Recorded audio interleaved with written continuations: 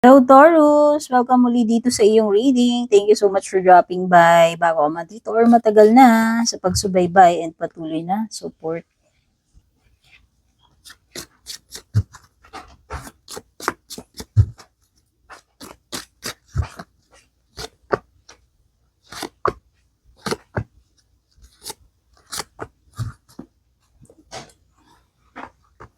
Okay, so nakakakita ako ng ending dito. Unahin ko na to. Someone might leave your life, Taurus. Kung sino man itong person na to na maaaring aalis sa buhay mo. Or it could be an ending. Kung ano mang klaseng ending ito. Hindi ibig sabihin ito guys, nakita niyo to may matitepok or machuchugi. Parang death card to eh. Ang ibig sabihin, pwedeng ending, pwedeng merong something na matatanggal sa buhay mo, aalis, mawawala, no? Oh, meron ditong something related sa friend mo. So, it could be a friend for some of you. It could be an ending of a friendship or pag-alis ng isang friend. Whether mamamaalam like mag-abroad or yung literal na magfo-fall out na, parang tawag dito? Fall out kayo sa isa't isa. Kumbaga parang mawawala yung friendship, pwedeng ganun. Oh, meron something dito about September. Baka yung mga events dito sa reading mo na ito, baka yung mga iba ditong energies ay magaganap ng September. Meron something significant sa buwan ng September para sa iyo. Wow, ang ganda. Meron ka ring success dito, Taurus, base dito sa iyong Tower card. Oh, sa nakikita ko, pretty solid. Etong year na ito para sa iyo. And ito yung year na makakapag-build ka ng solid and matibay na foundation, whether sa business mo man yan, sa career mo, sa reputation mo, or sa love life. No, remember, ito ay general reading. Kunin nyo lang yung mga parts na nagre-resonate sa inyo. Pwedeng maka-resonate kayo pagdating sa love life, sa career ninyo, etc. Okay?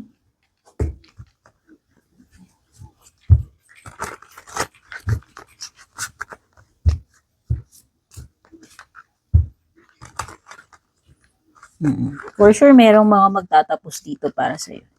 May mga cycles na magtatapos, connections na magtatapos, friendship man yan, or romantic. Hindi naman ito always negative. Okay? Kasi meron lang mga matatanggal na rito, aalis, or mag-i-end.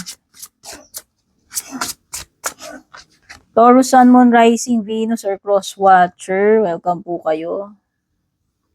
Kahit na anong sign nyo, kung nakaka-relate kayo, no? Why not? Chok not. Char. So, meron ka ditong hopeless romantic.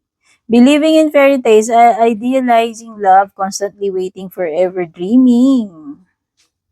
So, yung iba, hopeless romantic pa rin kayo sa tingin ko. Feeling ko lang this year, no? Yung iba kasi siguro mananatili pa rin kayong single or in a situationship. Yun lang yung masaklap, no? So, mukhang wala pang happily ever after, wala ka pang forever dito, Taurus. O maybe, wala pa yung the one. O, specific yan, ha? O baka magko-comment yan, may asawa na ako ngayon. Siyempre, kunin nyo lang kung anong applicable na energies para sa inyo. Kung hindi nag-a-apply, hindi talaga yun sa inyo eh. Common sense, di ba? Sasabihin ng iba, ay hindi na ako magkakaanak. Eh, alam mo naman pala eh. Kung sinasabi dun sa reading na mapipregi, tapos hindi ka na pwedeng magkaanak, eh hindi para sa'yo yun. Okay? I-reiterate ko lang. Para dun sa mga makukulit. So yan, merong hopeless romantic dito ng mga Taurus. Hindi ko nila lahat. Ito ay para lang dun sa mga ibang nakaka-relate. Especially dun sa mga single, nasa situationship kayo, no? Pero andun yung di pa rin kayo nawawala ng pag-asa, yung pagiging hopeless romantic ninyo, believing in happily ever after, fairy tales, etc. Naghihintay pa rin kayo ng prince or princess ninyo, yung the one ninyo. Okay? Yun nga lang, itong connection nyo, specific connection na to, mananatiling situationship. Meron ditong iba sa inyo na mananatili kayo sa situationship. Ang masaklap dito, yun nga, kapag situationship tuloy na sasabi ko. Situationship, parang ano, wala namang guarantees kasi yun. 'Di ba?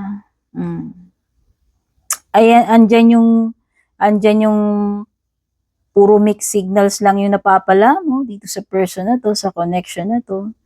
More than friends, pero hindi naman labeled as lovers. So, ano ba talaga? So, parang wala lang.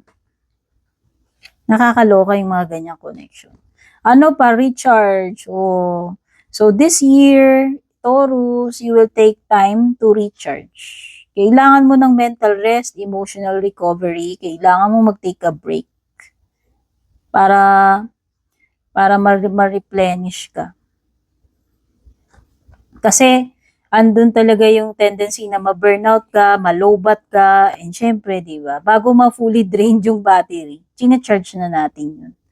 So, ganun yung dapat mong gawin. No? May itong year na ito. Bago ka pa ang tawag dito, ma-zero battery, recharge ka na. To, kumbaga dun ka sa healthy cycle ng pagre-recharge. Hindi yung kung kailan laging super low bat na saka ka pa lang magre-recharge, di ba? So feeling ko lang itong recharge na to, ito yung energy wherein makakabawi ka eh. Mariregain mo yung strength mo, whatever, confidence, etc. Yung mga energies mo, marireplenish. Okay? Or even yung wallet. Kung halimbawa, kung ito ay financial recovery para sa inyo. Okay. Wow, meron kang something dito na overnight success. Ito yung, remember, dalawang success card na yan. Di ba meron binabanggit dito na something na solid, stable, tapos success. And lumitaw din yung overnight success sa'yo. Rapid rise, sudden recognition, unexpected breakthrough. Oo. Kumbaga parang, ito yung energy na from rags to riches. Alam mo yun? Yung hindi mo inaakala na papatok ka, hindi mo inaakala na sisikat ka, dadami yung followers mo, o baka sa social media ito. Kung kayo ay content creator, no? Or may mga something related sa ganun. Basta meron kang something na gagawin dito na hindi mo inaakala na magiging famous ka dyan, no? Magiging successful yan. And mabilis lang eh, no? Parang ang bilis ng pangyayari, hindi mo talaga ini-expect. Kung ba hindi mo inaasahan na bigla kang dyan, magiging famous. Or makaka-attract ng attention. Kasi parang may something dito na parang lahat ng mata nakatingin sa'yo. Bigla ka nalang mag-i-stand out. No?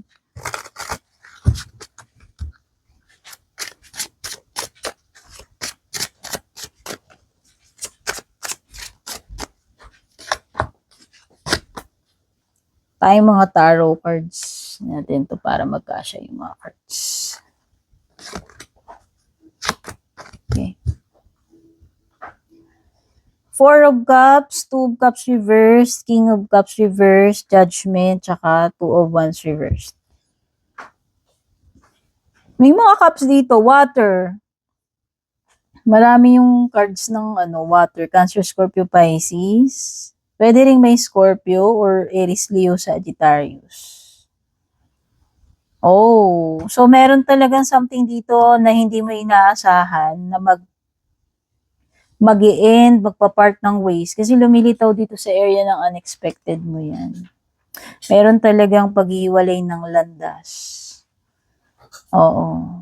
Meron something na magbabago pagdating doon sa takbo ng sitwasyon, pagdating doon sa direction, medyo malilihis or maiiba eh. Pag sa connections talagang magpa-part ng ways. Okay? Expect mo na rin yung mga yung mga plano mo na pwedeng hindi yun, expect mo na rin yung mga pinaplano mo, pwedeng hindi lahat ng pinaplano mo ay mangyari. Okay? Oo, talagang ito, two of cups, baliktad. Meron talagang break up pagdating sa partnership, sa connection dito. Kasi may lumitaw din about friendship, pero pwede rin sa romantic side yan eh.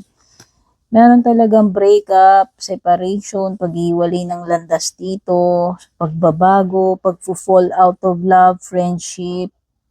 May pagbabago ng feelings eh, and takbo, yung direction. Yun yung mga maliliwanag dito. Okay, in love life man yan or hindi.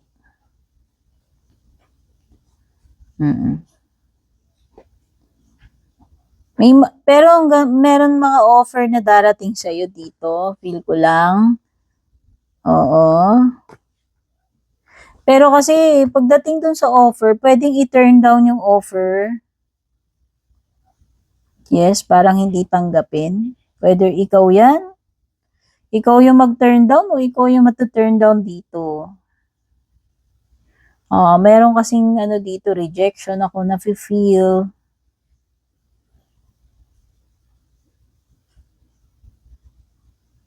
Actually, nakaka-sense din ako ng energy ng pagiging bored, dissatisfied with the Four of Cups. Hindi ko masabi kung sa love life ito or basta meron someone dito. Baka naman kasing iba dito, hindi na kayo masaya doon sa connection, hindi kontento, or fixated sa ibang bagay. Alam mo yun, parang hindi nabibigyan ng sapat na oras, attention. Meron kasi talagang something na na-outgrow na rito with the Two of Cups reverse. Alam mo yun, parang pwedeng nag-grow out of love na lang talaga eh. Hindi na kayo on the same page. Oo.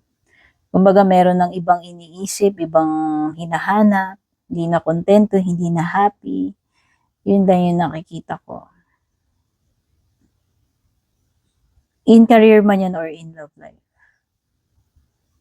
Or in general, kung sa personal ninyo.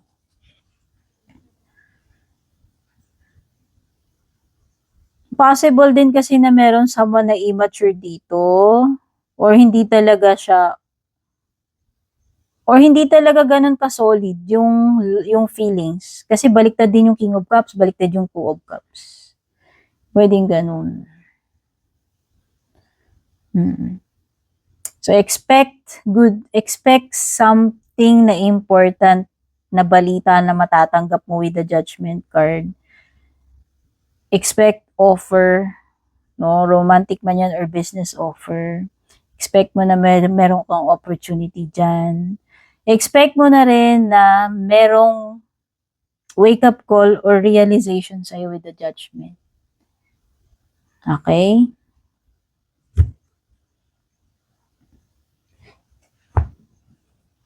So, yan yung mga na-pick up ko for you, Taurus. Thank you so much sa panonood. Take care. God bless. Babush.